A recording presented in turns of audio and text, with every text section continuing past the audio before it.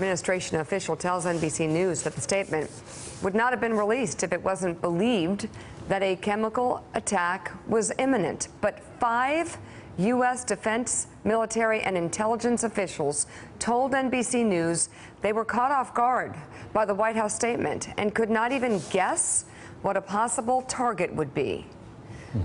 Joining us now from Capitol Hill, member of the Foreign Relations and Judiciary Committees, Democratic Senator Chris Coons of Delaware.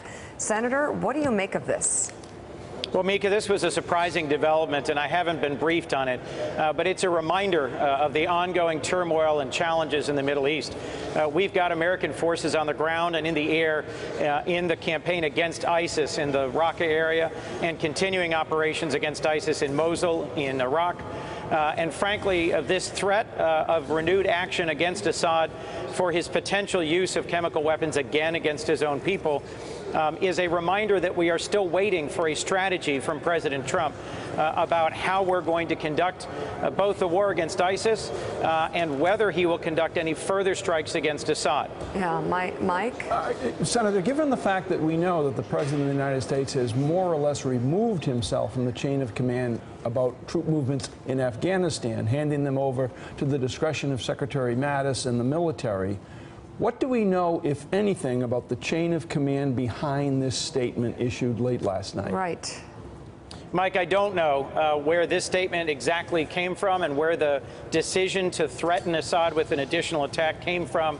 I did support the previous strike against Assad's regime after years of brutality against his own people. In violation of international norms, the continued use of chemical weapons, I'll remind you, shows that Russia's actions, in which they said they guaranteed that Assad had given up all of his chemical weapons, were not fully truthful. Assad continues to brutalize and murder his own people with the support of Vladimir Putin's Russia and Iran. But if we're going to take another action against Assad, we need to know who's responsible for it. At the end of the day, Mike, Trump is the commander-in-chief, and he can't simply outsource important national security decisions like taking a strike that might release chemical weapons against an entire community. Senator, it's Willie Geist. So when the President of the United States says that Syria will pay a heavy price if they launch this chemical attack, that sounds to most people like a red line, the kind that he criticized President Obama for drawing, and then once it was crossed, not doing anything about. So what should an American reading that statement this morning believe? What should they think? Is there an attack imminent from Syria? What should we know? Do you believe that? Well, it certainly suggests to me that they are preparing for another strike against Assad and that this was designed to be a red line statement. That's exactly the sort of thing that can be irresponsible or even dangerous if you make a very bright line statement without having laid out a strategy for backing it up and without consulting with congressional leaders. I do think President Trump would get support from many members of Congress for striking Assad's chemical weapons forces, but to do so would require careful planning and a clear strategy. Right. I'll remind you, if you strike the bunkers where chemical weapons are stored, you risk releasing them into the whole atmosphere in the area and causing more harm than good. Yeah. And Assad is obviously strongly backed by Russia, and we risk escalating the conflict in Syria by taking a strike without the understanding and support of the American people. You just said a second ago, Senator, that sounds to you like they're preparing for some kind of a launch, that the White House is preparing for some kind of an attack on Syria. Is that based on intelligence you have or just your reading of the statement? That's just my reading of the statement. I've received no other briefing of any kind. Are you comfortable with this statement and Nikki Haley's tweet? I continue to be uncomfortable with foreign policy decisions made by tweet. And I've, frankly, candidate Trump said that he would be unpredictable in foreign affairs, and President Trump has certainly delivered on that. When I've gone to regional security conferences with the North Atlantic community, I just returned from one with Senator McCain in the Asia Pacific, I hear that our allies and our opponents are deeply unsettled by the unpredictability of President Trump. We here in Congress are focused this week, especially in the Senate, on the health care bill. And this is a reminder that there's lots of other developments in the outside world, but this is the week where we either are or are not going to see Republicans move forward the bill that they developed in secret that would take away health care from 22 million Americans. I suspect most Americans watching this show this morning aren't expecting an escalation in the conflict in Syria. Well, Senator, back to our policy in Afghanistan. Are you or any of your colleagues bothered by the president's apparent recusal from being the commander-in-chief over our Afghanistan policy?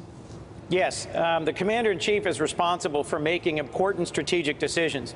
I understand a desire to allow combatant commanders to make week-by-week decisions, tactical decisions, but a decision that changes our trajectory in Afghanistan by reinserting thousands of American troops and asking our vital NATO allies to continue to shoulder the burden alongside us of fighting in Afghanistan. That's a commander-in-chief decision.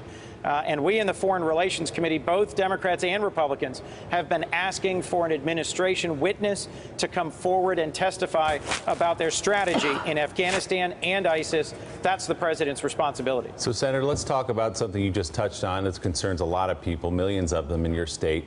And that is this health care bill that's being cobbled together by Republicans in the Senate.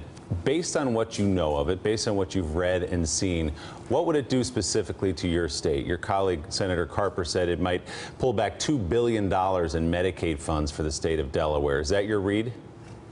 My read is that we've got roughly 30,000 Delawareans who get health care through the exchange, where the Affordable Care Act made it possible for them to get quality, affordable care for the first time. They would be at risk of losing access to health care. More importantly, the hundreds of thousands of Delawareans who get their health insurance through their employer might face the loss of the consumer protections, the essential health benefits that are guaranteed through the ACA. Across the country, 150 million Americans have higher quality insurance because of the ACA. I think we don't talk about that enough. The pre-existing condition protection, the ban on lifetime caps, the ban on discrimination based on gender, keeping your kids on health care through 26, that affects 150 million Americans, and those would be swept away through a series of state waivers in the Senate Republican bill. Senator, I want to play for you Senator Mazie Hirono of Hawaii speaking in the well of the Senate last night. Take a listen. My moment of reckoning came 2 months ago. During a routine physical, my doctor told me I have kidney cancer. It's a moment everyone dreads. Tomorrow, I'm going in for surgery to remove the lesion I have on my rib, but I'm going to be back as quickly as I can to keep up the fight against this mean, ugly bill. Very stark personal terms, but the bill, I still come back to the fact that I don't understand how anybody could vote for this with a straight face. What is your kind of, I guess, mindset of the state of affairs on Capitol Hill right now? Mika, you know I'm someone who tries very hard to be bipartisan, to work across the aisle, to move forward legislation. This is very hard. It is very hard. I sat on the floor behind Senator Hirono, a close friend, as she gave that speech yesterday. It's hard to look this right in the face and not be angry at my Republican colleagues. I have an extended family member, my cousin's brother, Deucer, who's been a quadriplegic for most of his adult life. His family could never afford his care. Medicaid has made his care possible, has sustained his life for decades, and has given him a quality of life that would be impossible otherwise. Every day I am mindful of the Delawareans, of people I know across this country who rely on Medicaid. The idea that we are going to see a bill come to the floor here in the Senate that would cut hundreds of billions of dollars out of Medicaid over the next decade, when President Trump promised on the campaign trail that he would not cut Medicaid. This is a very important moment for the values of this country. Who do we value? What do we value? That's what's on the floor this week. Yeah, it's going to be a vote of conscience for everyone concerned, Senator. On another issue before we let you go, the Supreme Court ruling yesterday allowing the president's travel ban to go forward in part. What's your take on that? Well, I think it reflects the Supreme Court's long deference to the executive branch in matters of national security and immigration. I'm troubled by a number of the decisions that were released yesterday, showing a conservative trend in the court. But I think on this particular issue, we'll have to wait until oral argument and a full decision in the fall. All right. Senator Coons, thank you so much for being on the show this morning. Appreciate it. Still ahead this morning, it wasn't just the travel ban that was tackled by the Supreme Court. There was another important ruling involving the separation of church and state. Our legal analyst, Ari Melber, will explain that for us just ahead. But first, her work meetings involve sitting down with the Taliban, ISIS, and al-Qaeda.